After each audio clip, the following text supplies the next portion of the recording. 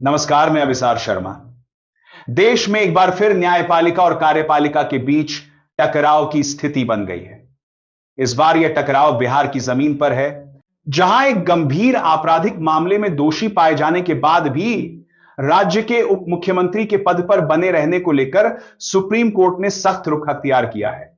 यह मामला अब सिर्फ एक नेता या एक पार्टी का नहीं रहा, बल्कि यह एक बड़ा संवैधानिक सवाल बन गया है। क्या कानून का राज सत्ता के गणित से बड़ा है?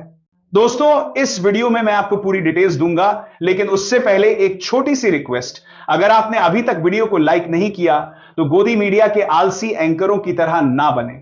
लाइक बटन दबाओ, इसे अपने दोस्तों और फैमिली के साथ शेयर करो। कमेंट्स में बताओ कि भारत के किस शहर या राज्य से आप ये वीडियो देख रहे हो। और हां, अगर हमारे चैनल को सब्सक्राइब नहीं किया है तो अभी कर लो, क्योंकि न्यूज चैनल बदल सकते हैं लेकिन सच्ची खबरें कभी नहीं। इस पूरे विवाद के केंद्र में सुप्रीम कोर्ट की वो हवाद सख्त टिप्पणी है, जिसमें कहा गया है कि हत्या जैसे गंभीर मामले में दोषी ठहराया गया कोई व्यक्ति संवैधानिक पद पर कैसे बना रह सकता है। सुप्रीम कोर्ट ने स्पष्ट किया है कि एक संवैधानिक पद पर बैठे व्यक्ति से नैतिकता की उच्चतम अपेक्षा होती है। अदालत ने इस स्थिति को न सिर्फ नैतिकता के खिलाफ बल्कि संविधान की आत्मा पर प्रहार माना है। यह टिप्पणी सीधे तौर पर उस राजनीतिक कवच पर सवाल उठाती है जिसे पार्टियां अक्सर सत्ता में बने रहने के लिए इस्तेमाल करती हैं। अदालत का स्पष्ट संकेत है कि राजनीतिक पद कोई ढाल नहीं बल्कि एक जिम्मेदारी है। सुप्रीम कोर्ट की सख्ती ने सत्ताधारी दल बीजेपी को एक बड़े धर्म संकट में डाल दिया है। बिहार में सत्ता का समीकरण बेहद नाजुक है और उप मुख्यमंत्री उस समीकरण का एक अहम हिस्सा है। उन्हें हटाने से सरकार की स्थिरता पर असर पड़ सकता है। दूसरी तरफ अदालत का सख्त रुख है। पार्टी अब हम न्यायपालिका का सम्मान करते हैं और मामले की समीक्षा करेंगे जैसे बयान दे रही है। इस बीच विपक्ष को एक बड़ा मुद्दा मिल गया है। राजद, कांग्रेस और वाम दलों का कहना है कि अगर बीजेपी पारदर्शिता में विश्वास रखती है तो उसे तुरंत डिप्टी सीएम से इस्तीफा लेना चाहिए। यह मामला उस पुरानी बहस को फिर से सतह पर ले आया है कि देश को कौन चलाता है, संविधान या सत्ता। विश्लेषकों का कहना है कि सत्ताधारी दल अक्सर नैतिकता का इस्तेमाल विपक्ष के खिलाफ एक हथियार के तौर पर करते हैं, लेकिन जब वही सवाल अपने नेताओं पर उठता है तो कानूनी प्रक्रिया की ढाल ले ली जाती है। सुप्रीम कोर्ट का यह रुख दिखाता है कि न्यायपालिका अब मौन दर्शक बने रहने को तैयार नहीं है।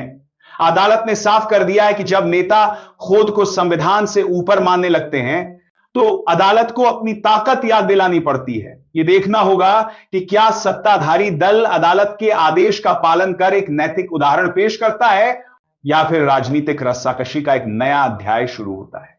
लेकिन यह स्पष्ट है कि यह मामला अब सिर्फ बिहार का नहीं बल्कि कानून बनाम सरकार की एक राष्ट्रीय बहस बन चुका है। सुप्रीम कोर्ट में आज जस्टिस ओक के विदाई समारोह के अवसर पर एक भावुक माहौल देखने को मिला।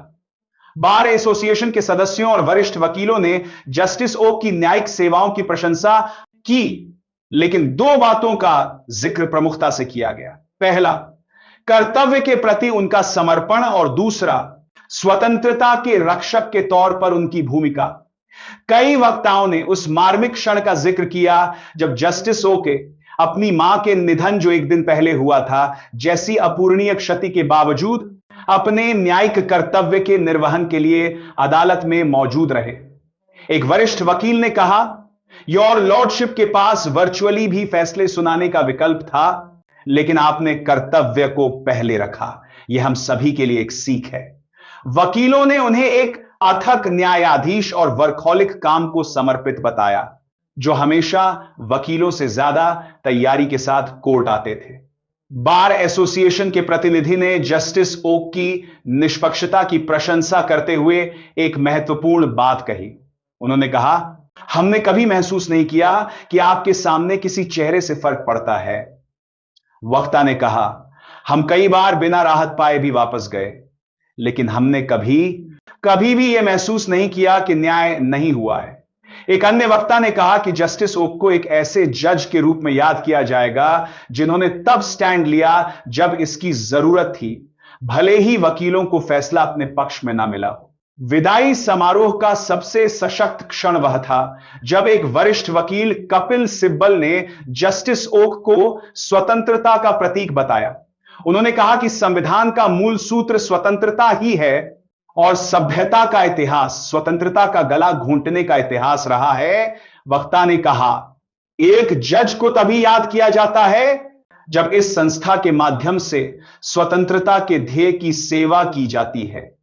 इसीलिए हम जस्टिस खन्ना को एडम जबलपुर मामले में याद करते हैं।